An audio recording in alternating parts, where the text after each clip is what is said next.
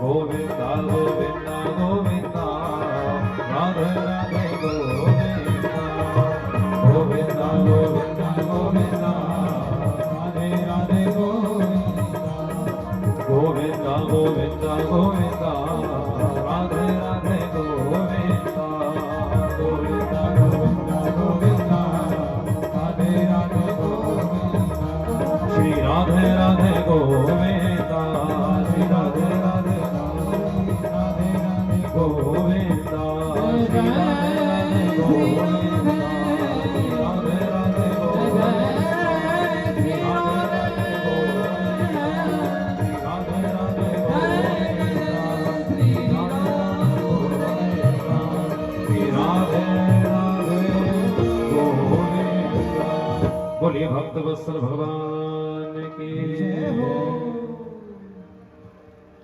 अनंत कोटि ब्रह्मांड नायक सर्वेश्वर सर्वाधिपति कुंज निकुंजेश्वर भगवान श्री राधा रमण श्री बाधाहरण सर्व संकट हरण सर्व मंगलकरण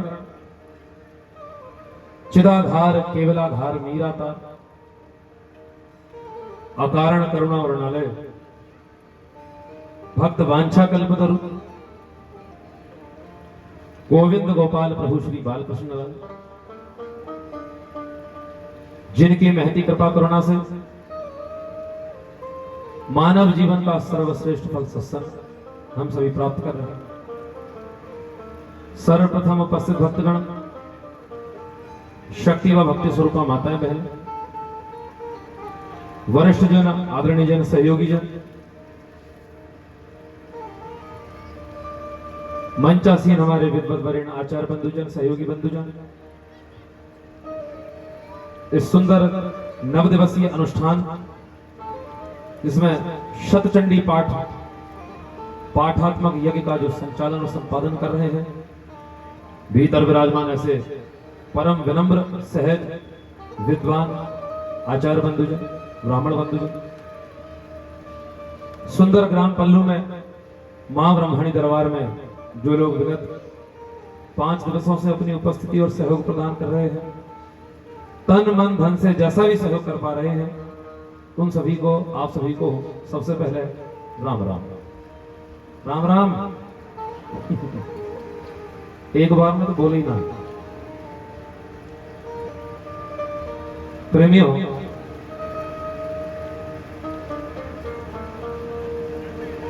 आज की कथा को मैं प्रारंभ करूं उसके पूर्व एक बड़ी अच्छी बात कहूं।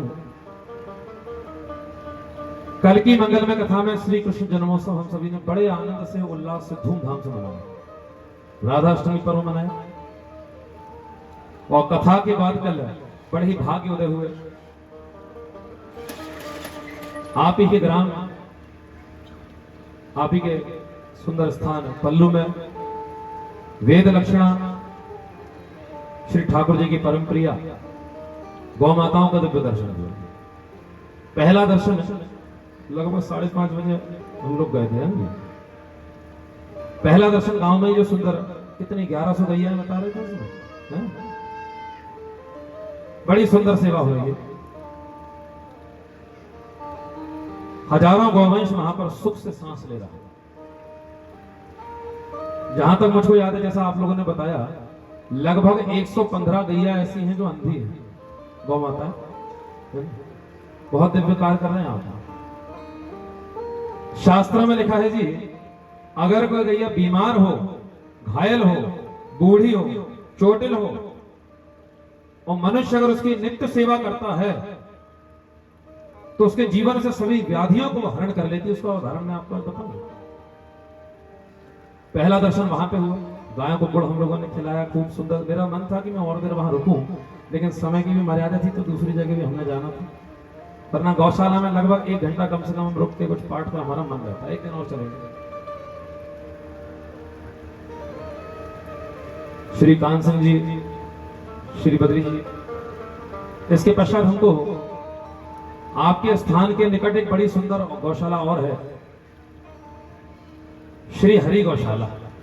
वाह, श्री महेंद्र जी नाम लिखते हैं। प्रभु जी आपकी गौशाला हम जब गए, मैं अपनी मन की बात कहूं, मैंने कल भी कहा था कि मैं व्यास गद्दी पे बैठे इसलिए हूं कि गायों के लिए कुछ कर पाऊं अपने जीवन में। जेहि घट दया कहां प्रभु आप। एक बार भगवान शंकर और माता पार्वती, ध्यान से सुनना, जो गायों की सेवा कर रहे हैं, गौशाला खोले हुए उनके लिए कह रहा हूं, आप लोगों के लिए। भगवान शंकर और माता पार्वती आपस में कुछ चर्चा कर रहे थे और शंकर जी ने माता पार्वती से कहा, देवी आप जानती हैं कि मैं किस पर सबसे जल्दी प्रसन्न होता हूं? बोली नहीं, बहुतों पर आप प्रसन्न होते हैं। बोले नहीं, सबसे जल्दी किस पर प्रसन्न होता हूं जानती हूं? बोले नहीं। तो भगवान शंकर कहने लगे, जो मनुष्य प्रत्येक जीव के ऊपर दया करता है, प्राणी मात्र पर दया करता है, चींटी से लेकर हाथी तक पर दया करता है, हर एक जीव में दया का दर्शन, खूब दया करता है, उस मनुष्य पर भगवान नारायण और लक्ष्मी जी प्रसन्न हो जाते हैं। सुनना क्या बोले? जो मनुष्य प्रत्येक जीव की सेवा करता है, उस मनुष्य पर भगवान लक्ष्मी नारायण प्रसन्न हो जाते हैं। शंकर जी कह रहे हैं, शिव पुराण में पढ़ लीजिएगा, लिंग पुराण में खोल के हिंदी अनुवाद में पढ़ लो। और देवी भगवान नारायण, शंकर जी कह रहे हैं, मेरे इष्ट हैं, जिस पर भगवान नारायण और लक्ष्मी जी प्रसन्न हो जाते हैं, तो उस पर तुम और मैं दोनों ही प्रसन्न हो जाते हैं। और जिस पर विष्णु जी, लक्ष्मी जी, भगवान शंकर और माता पार्वती प्रसन्न हो जाते हैं, उस पर तो पूरा जगत ही प्रसन्न हो जाता है, फिर उसे कुछ करने की जरूरत नहीं पड़ती।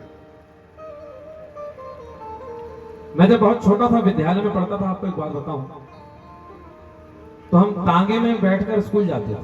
तांगा तो जानो, अब यहाँ पता नहीं चलता कि होता होगा, पहले अब तो नहीं होता। तो हमको जीव जंतु बहुत पसंद थे। कहीं गाय का छोटा बछड़ा दिख गया, कुत्ते का पिल्ला दिख गया, कहीं कोई जीव जंतु दिख गया, तो हम अपनी तांगे में मुझको ले आते थे, फिर घर पर डांट पड़ती थी, छोड़ के आते। तो उस समय छोटे में सोचता था कि जब भगवान मुझे सक्षम बना देंगे ना, तो गायों के लिए जरूर कुछ करूंगा। और श्री महेंद्र जी, श्री हरि गौशाला के जितने सदस्य यहाँ बैठे हैं, उनसे मैं कहूँ, आपकी गौशाला जब मैं कल गया, तो जो मैं गायों के लिए सोचता था कि जब कुछ बढ़िया सक्षम हो जाएंगे तो ऐसा करेंगे, ऐसा करेंगे, वो सब कुछ आपकी गौशाला में हमको देखने को मिला। सब कुछ। गैया में एक मक्खी भी नहीं महाराज, एक मच्छर भी नहीं, और ऐसे सुख से गैया बैठी, ज्यादा अतिशयोक्ति नहीं होगी, कि जहां बीमार घायल गैया बैठी थी ना, वहां बैठ के आप रोटी खा सकते हैं, इतनी साफ व्यवस्था है। इनको कहा जाता है मनुष्य। भगवान ने कुत्ता बनाया जी, अब कुत्ता बन गया, पृथ्वी पर आ गया, तो उसको कोई सर्टिफिकेट लेने की जरूरत नहीं कि अब हम कुत्ता बन गए। कुत्ता तो कुत्ता, गधा बनाया तो गधा तो गधा। लेकिन हम सब लोगों को भगवान ने मनुष्य बनाया, और पूरे जीवन हमें अच्छे कार्य सत्कर्म करके भगवान को इंसान बन के बताना है। इंसानियत कहां से प्रारंभ होती है? जिसके हृदय में गायों के प्रति दया है, समझ लो वही सच्चा इंसान है। आपके राजस्थान जैसे ही बड़ा सुंदर एक स्थान था, राजस्थान में मालूम, एक आदमी 50 किलोमीटर से भरी गर्मी में, मई जून की गर्मी में पैदल चला आ रहा, सुनो, पैदल चला आ रहा, बहुत तेज उसको प्यास लग रही, रेगिस्तान पार करते हुए आया महाराज, और गला बिल्कुल सूख रहा, जुबान बिल्कुल चिपक रही, वो बेहोश होने ही वाला था। इतने में उसको एक सुंदर सा ऐसा घर देखा, दरवाजा उसने खटखटाया, बाबूजी कोई भीतर है? कौन है? अंदर से आवाज आई। पलंग पर, खटिया पर एक सेठ जी लेटे थे, हुक्का बुड़बुड़ा रहे। कौन है भाई? दरवाजा खोला, भीतर आ जाओ। तो वो भीतर गया, गिर पड़ा। गिर पड़ा, बोले बाबूजी प्राण निकले जा रहे हैं, आपके बाजू में ये खटिया पे जहां पे लेटे हैं, उसके बाजू में एक सुराही रखी है, मटका सुराही, जान सुराही, ठंडा पानी जिसमें होता, कपड़ा लिपटा, इसमें पानी है क्या? तो वो हुक्का बुड़बुड़ा रहा। बोले है, क्या करना है? बोले बाबूजी थोड़ा पानी पिला दो। अरे बोले पानी? हाँ, अभी मेरा नौकर आ जाए वो पिलाएगा, रुको वहीं बैठ। 10 मिनट हुए, इसने फिर कहा बाबूजी जान निकल जाएगी, थोड़ा पानी तो पिलाओ। अभी मेरा आदमी आ जाए, बड़ा सेठ से, अभी हमारा आदमी आएगा, वो तुमको पानी पिलाएगा, बैठो जी। बाबूजी 1 घंटा बीत गया, पानी तो पिला दो। बोले मेरा आदमी आ जाए फिर मैं पिला दूंगा ना। बोले थोड़ी देर के लिए आप ही आदमी बन जाओ हमारा, थोड़ी देर के लिए आप ही इंसान बन जाओ ना। जे ही घट दया कहां प्रभु आप, जिसके हृदय में दया नहीं है तो 100 सालों तक भी अगर ब्रह्माणी माता मंदिर आकर सरे भरते हुए आकर लोट लगाते हुए आओगे, परिक्रमा करोगे, लेकिन हृदय में दया नहीं है तो ये देवी बिल्कुल तुम्हें देखने भी वाली नहीं है। ऐसा सुंदर गौवंश का दर्शन, नंदियों का दर्शन आपने बहुत व्यवस्थित कार्य किया है।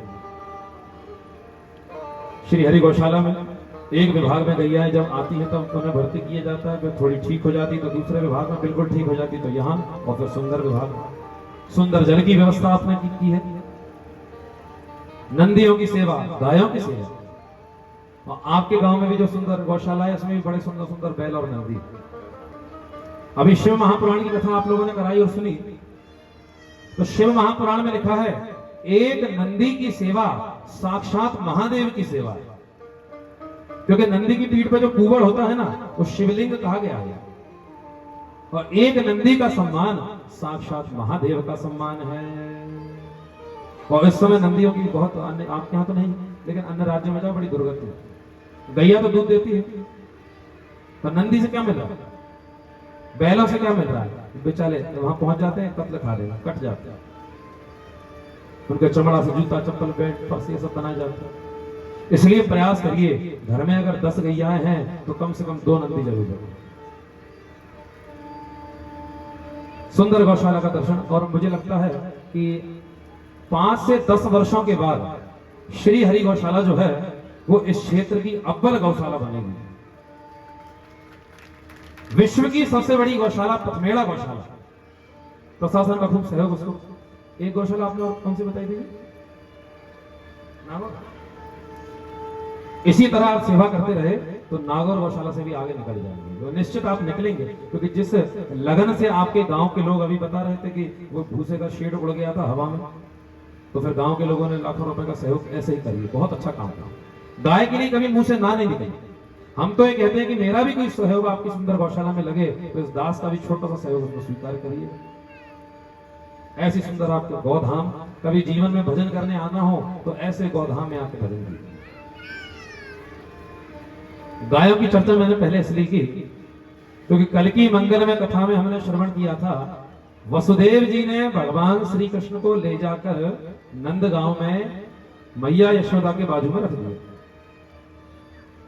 वहीं पर क्यों रखा? क्योंकि भगवान ने कहा था, हे वसुदेव जी, जिस घर के बाहर, ध्यान से सुन, जिस घर के बाहर 9 लाख से ज्यादा गैया हो, 9 लाख से ज्यादा गैयाएं बैठकर चैन से सांस ले रही हो, उसी घर में रख के आए। जैसे आपके गांव में होते ना सरपंच, उप सरपंच, मैंने पूरे गांव का जो हेड है वो सरपंच, ऐसे ही नंद कोई नाम नहीं था। नंद माने ऐसा एक ग्वाला जिसके पास 9 लाख से ज्यादा गैया हो, वो नंद कहलाता है, और जिसके पास 9 लाख से कम हो वो उपनंद कहलाता है। और राधा रानी के जो पिताजी थे वृषभानु जी, इनके पास नंद बाबा से 10 गुना ज्यादा गैया थी, बड़े आदमी थे। बहुत अच्छा लगता है आपके जब हम लोग आके मिलते हैं या किसी से चर्चा करते हैं तो बताते हैं, गुरुजी हमारे घर इतनी गैया है। पुराने लोग बैठे जानते हैं कि पहले के समय में अगर कोई अतिथि, कोई मेहमान घर पे आता था, सबसे पहले गैयाओं का दर्शन कराते थे। देखो हमारे घर 10 गैया हैं, आप खाने पीने की चिंता मत करना, खूब दूध दही होता है। आज के समय में देखिए घरों में गैयाएं नहीं, बड़े शहरों में जाओ तो, मैं उज्जैन में, इंदौर, उज्जैन के पास इंदौर है, इंदौर में जब हम एक कथा करने गए थे कोरोना काल में, तो उस समय ज्यादा भीड़ भाड़ नहीं होने दी जा रही थी, तो घर के अंदर ही हॉल में कथा था। पितृपक्ष में कथा थी, पूर्वजों के लिए रोज भोग जो निकलता है, गैयाओं का हिस्सा निकलता है। आखिर हमने कहा कि एक थाली गैया के लिए भोग निकला है, गाय को देके आ जाओ। यजमान चले गए कार से गए तो 1-1.5 घंटा में लौटे। हम बैठे हुए वहीं आसन पे, हमने कहा क्यों भाई कहाँ चले गए? बोले गुरु जी गैया को देवे गए थे भोजन रोटी, इतनी देर में आया, 1.5 पौने 2 घंटा में। बोले हाँ, यहां से 55-60 किलोमीटर दूर एक गैया मिली बस।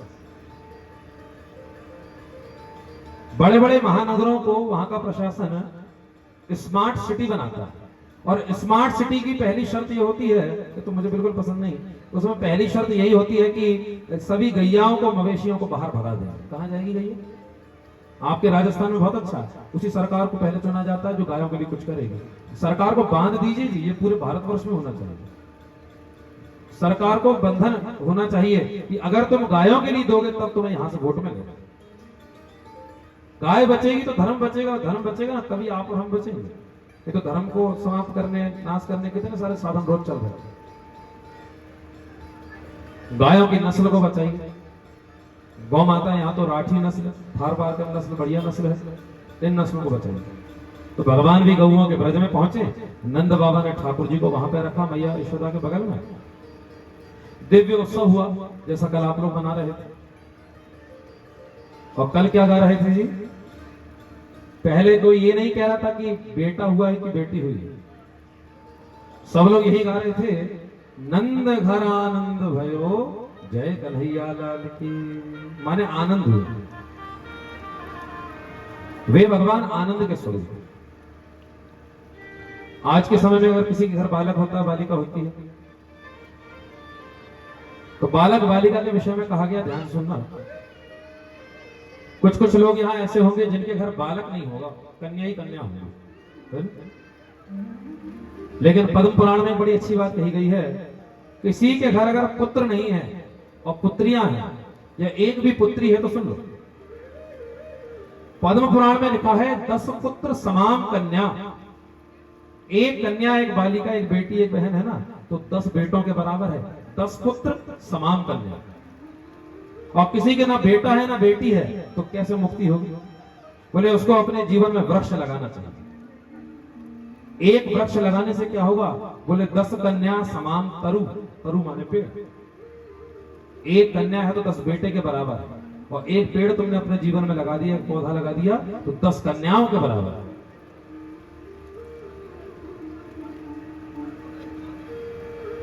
वे भगवान आनंद स्वरूप में कल ब्रज पहुंचे। जैसा कल नाच गाकर आप उत्सव मना रहे थे, ब्रज में 6 महीने ये उत्सव चला। आज के समय में जन्मदिन मनाते हैं तो सबसे पहले क्या काटते हैं जी? केक काट देते हैं। उसको काटने के पहले उसके ऊपर मोमबत्ती लगी होती है, उसको क्या करते हैं? फूंक देते हैं, बुझा देते हैं। और जो फूके वुके लगे रहते हैं उनको क्या कर देते हैं? फोड़ देते हैं। तो आप और हम लोग जन्मदिन कैसे मनाने लगे हैं? काट के, बुझा के, फोड़ ऐसी मना। लेकिन भगवान का उत्सव कैसे मनाया गया था कल? यहां बांट के, जला के और जोड़ के, ये भगवान का उत्सव। कल आप देख रहे होंगे कि कल प्रसाद बांटा नहीं गया, कल प्रसाद लुटाया गया। ठाकुर जी का उत्सव है ही ऐसा, राधा रानी का उत्सव है ही ऐसा। हाँ, खोल दो उनकी डलिए, रख दो।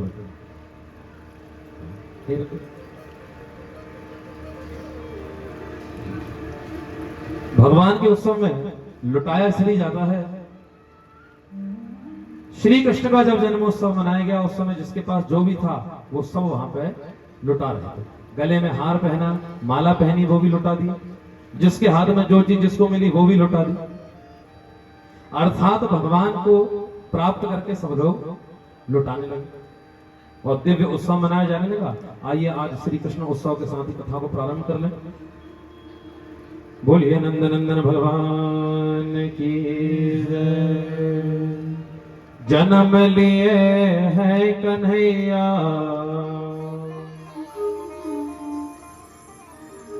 जन्म लिए है कन्हैया, गोकुल आज बाजे बधैया। जन्म लिए है कन्हैया, गोकुल आज बाजे बधैया। जन्म लिए है कन्हैया, गोकुल आज बाजे बधैया। जन्म लिए है कन्हैया, गोकुल आज बाजे बधैया। बाजे बधैया, बाजे शहनैया, बाजे बधैया, बाजे शहनैया। बधैया बाजे शहनैया,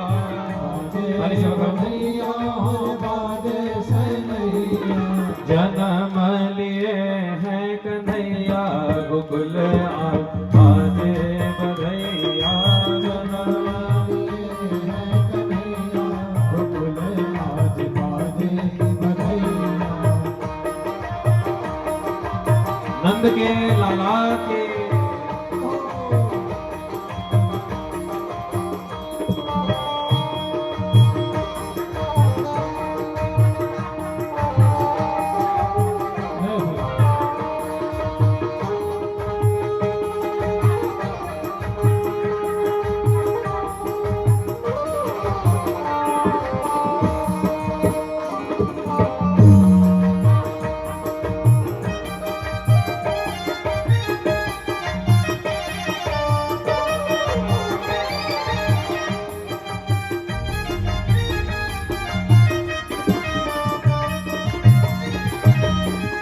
आंगन में सखी मंगल गावे, आंगन में सखी मंगल गावे, आंगन में सखी मंगल गावे, आंगन में सखी मंगल गावे। द्वार बजे शहनैया गोकुल आज बाजे बधैया, द्वार बजे शहनैया गोकुल आज बाजे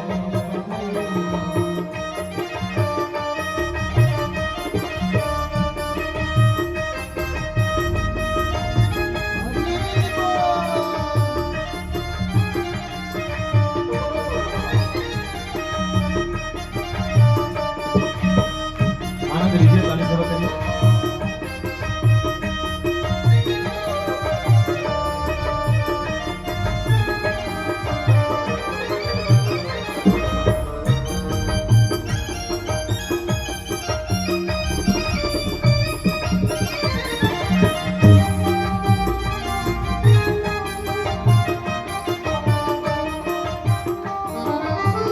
मैया लुटाए रही लड्डू पेड़े, मैया लुटाए रही लड्डू पेड़े, मैया लुटाए रही लड्डू पेड़े, मैया लुटाए रही लड्डू पेड़े। बाबा लुटावे रुपैया गोकुल आज बाजे बधैया, बाबा लुटावे रुपैया गोकुल आज बाजे बधैया, जन्म लिए हैं कन्हैया गोकुल आज बाजे बधैया, जन्म लिए हैं कन्हैया गोकुल आज बाजे बधैया। दोनों हाथ पकड़ कहे बधाई हो।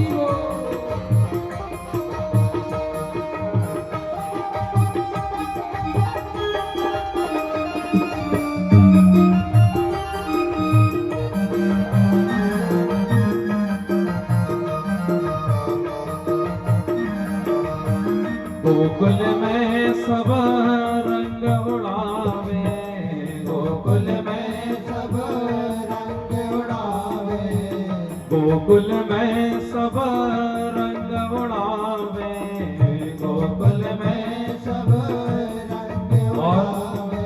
नाचे ताता थैया गोकुल आज बाजे बधैया, नाचे ताता थैया गोकुल आज बाजे बधैया, जन्म लिए हैं कन्हैया गोकुल आज बाजे बधैया, जन्म लिए हैं कन्हैया गोकुल आज बाजे बधैया।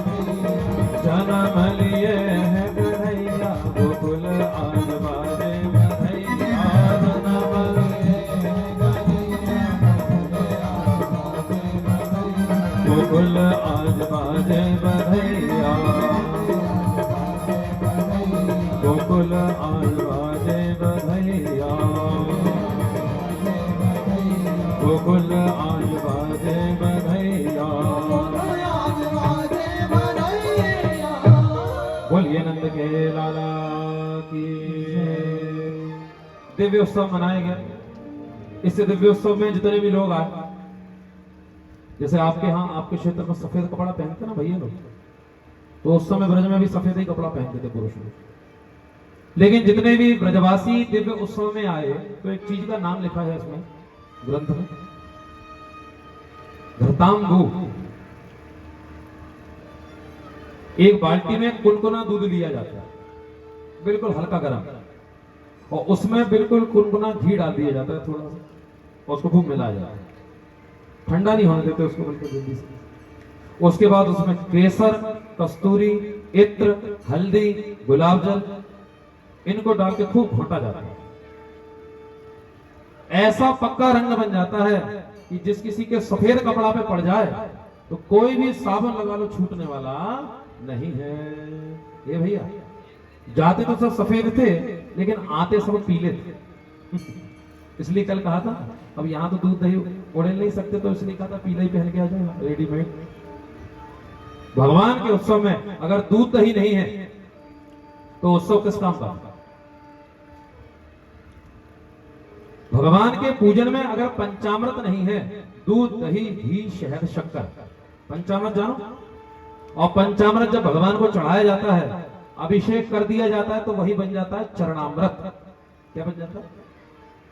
चरणामृत। पंचामृत कैसे बनता है सभी जानते हैं, दूध दही घी शहद शक्कर, लेकिन उसकी एक विधि है बताओ।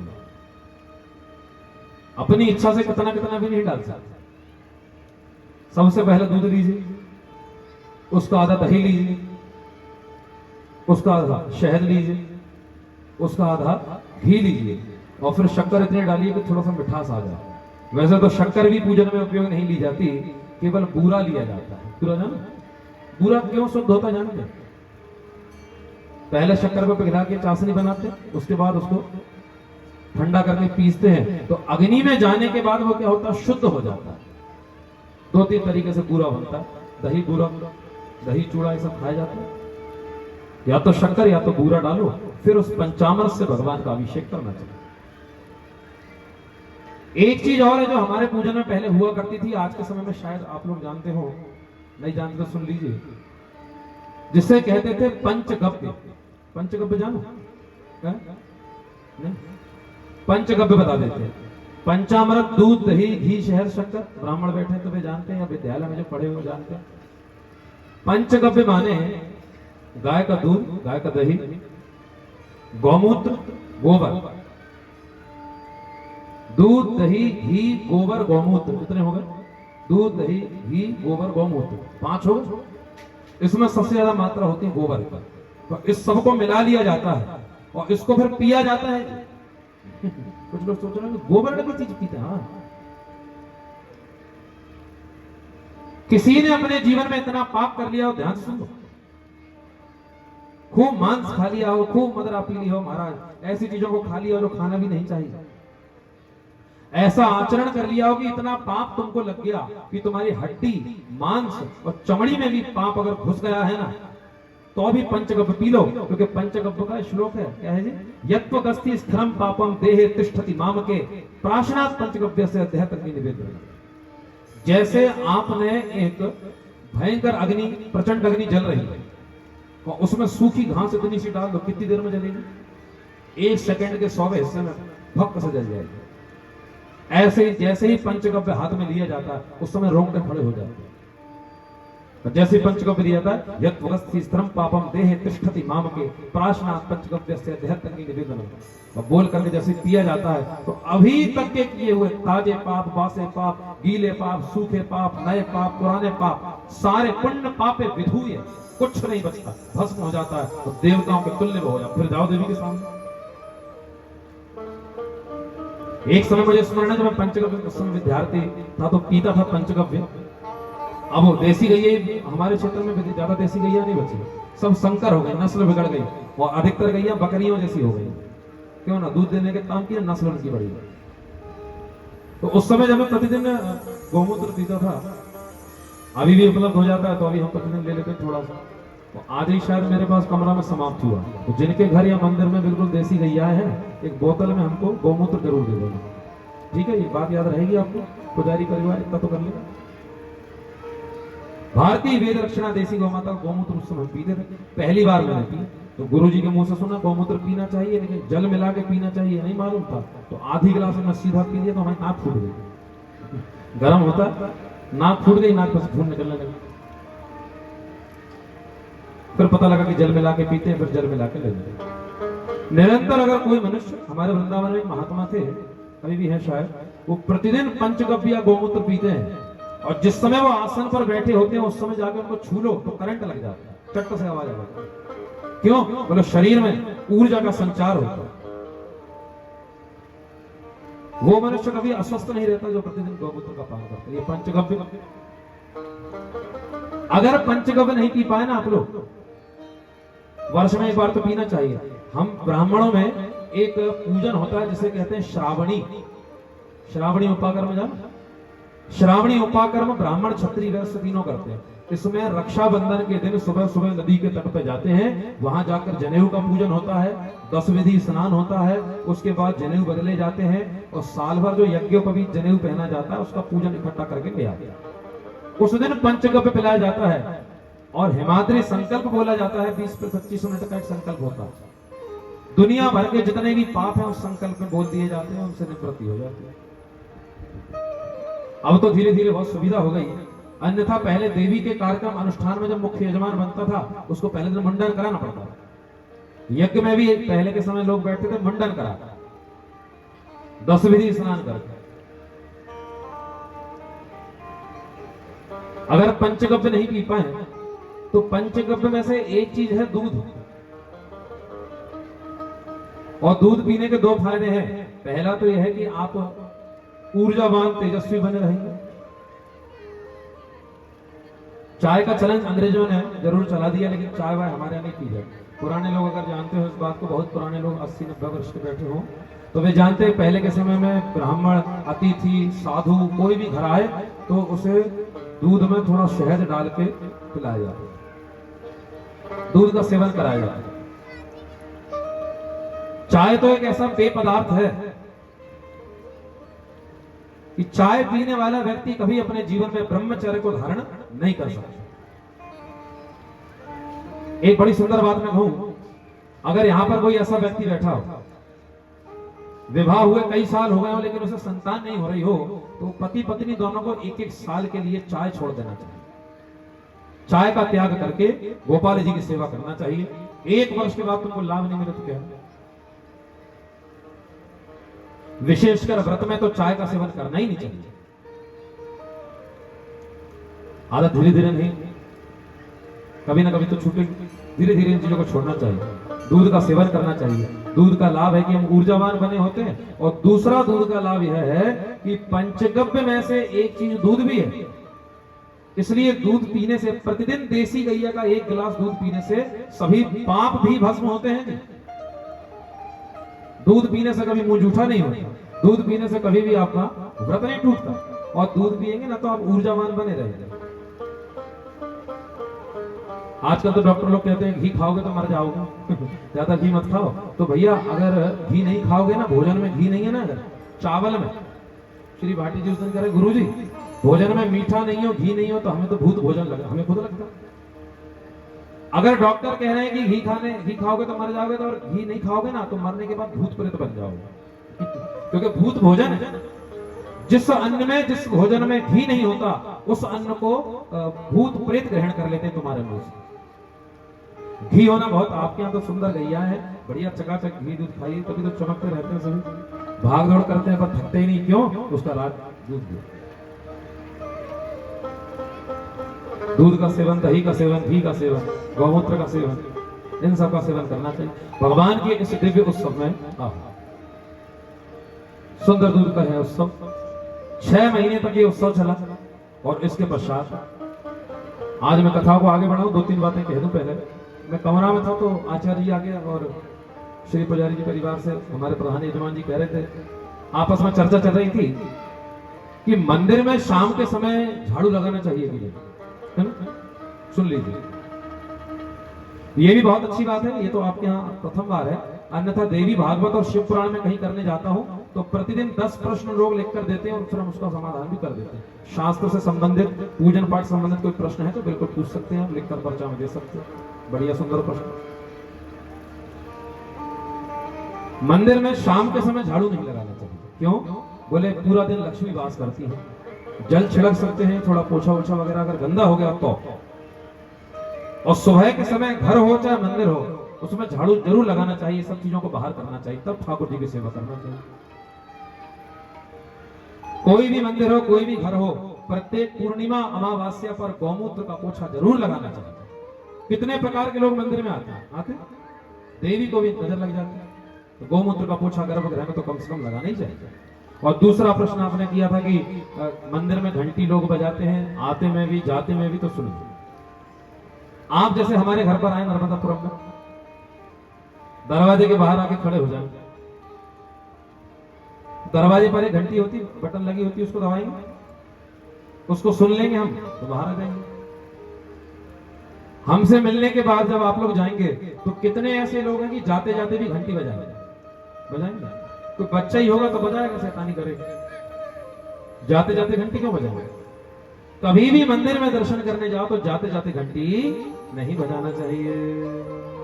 केवल मंदिर में प्रवेश करते समय वो घंटी इसलिए बजाई जाती है भगवान को बताने के लिए कि हे प्रभु हम आ गए। भगवान शंकर के भी मंदिर में जाओ और अकेले भोलेनाथ बैठे हैं मंदिर में, कोई नहीं है, तो यूं 3 बार ताली बजाकर भीतर जाना चाहिए। भोजन, भोग, नैवेद्य, प्रसाद अगर लगाया जाए, भोग लगाने के बाद जब थालियों को उठाया जाए, आप यहाँ भोग लगाते होंगे ना, पर्दा डाल करके भोग लगाते हैं मंदिरों में, तो थाली उठाने के पहले फिर एक आदमी जाता है, ताली बजाता है, फिर थाली को उठाते जाता है। भोग लगाते में घंटी क्यों बजाई जाती है? आज घर पे जाइएगा माता और प्रेमियों, घर पे जो घंटी होगी छोटी सी, उसके ऊपर गरुड़ बने होंगे और हनुमान जी बने होंगे। उसको इसलिए बजाया जाता है कि भगवान को जब भोग लगाया जाता है तो वेद के करोड़ों मंत्र बोले जाते हैं, पर हम तो एक भी मंत्र नहीं जानते, इसलिए घंटी को बजा देते हैं तो वे वेद रूपी गरुड़ और हनुमान जी महाराज हमारी तरफ से टन टन टन के माध्यम से सारे मंत्र बोल देते हैं। हर चीज का सुंदर विज्ञान है। मौसम तो बड़ा सुंदर है महाराज। श्री राम जय राम, जय जय राम,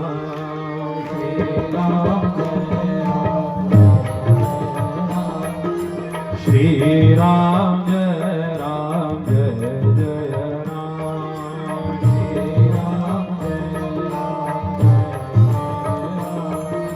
जय जय श्यामा, जय जय श्याम, जय जय श्याम,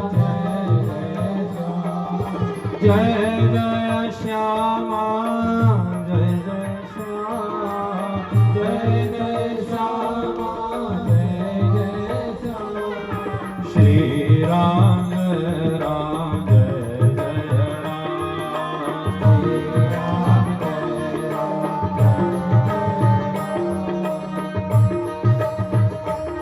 आनंद ले और हाथ उठा के ताली से लगाओ।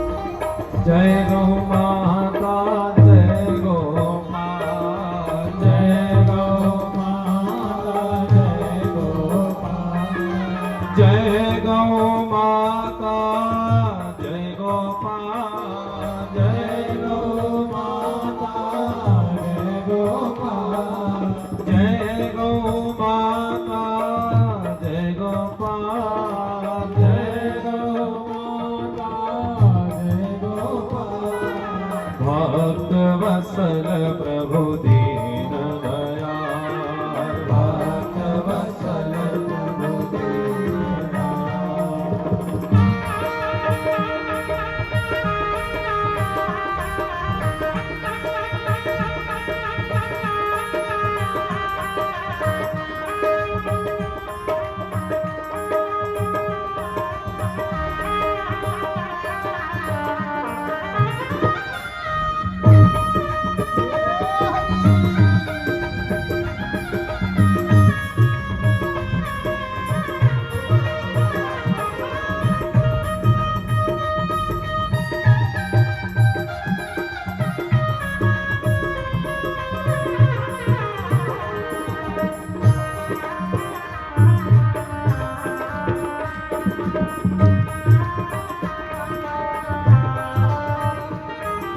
श्री राम जय जय राम, श्री राम जय राम, आइए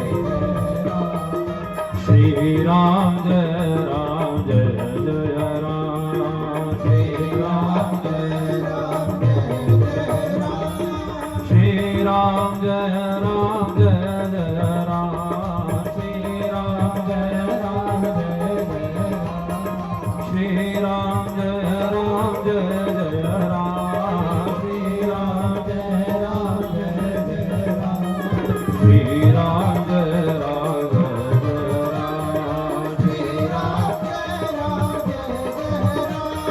श्री राम जय राम जय राम, श्री राम जय राम के हाथ में श्री राम जय राम जय राम, श्री राम जय राम श्री राम जय राम जय राम, श्री राम जय राम, श्री राम जय राम जय राम, बोलिए सियावर रामचंद्र भगवान की।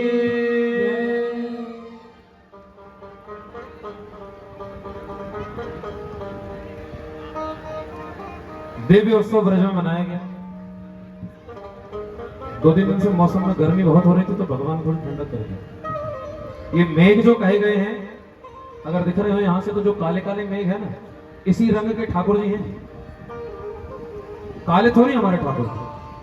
एक श्लोक है कि भगवान का रंग कैसा है, मेघा नाद घटा घटा घट घटा घाटा घटा घूम घटा, मेघ जैसे, ऐसी काली घटा जैसे। मंडू कस्य वको वको वक वको वाको वको वूर वको, विद्युत ज्योति चकी मकी चकमकी चाकी मकी संचकी, और इत्थम नंद किशोर गोप वनिता पातो वचक्रपा। ऐसे भगवान, उन भगवान ने रात के समय जन्म लिया था। कल सुना था रात को 12 बजे जन्म हुआ भगवान का। एक बार की बात है,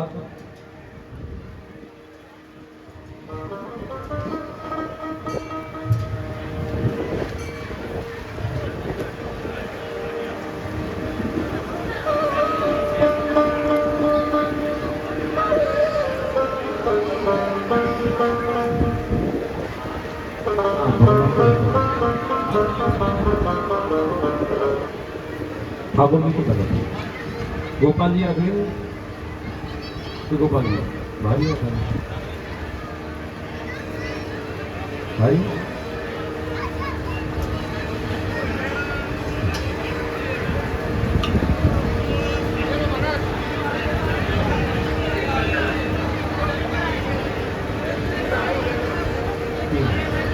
बस बाकी लोग बैठ गए, 4-5 लोग व्यवस्था मान लो, बाकी बैठे।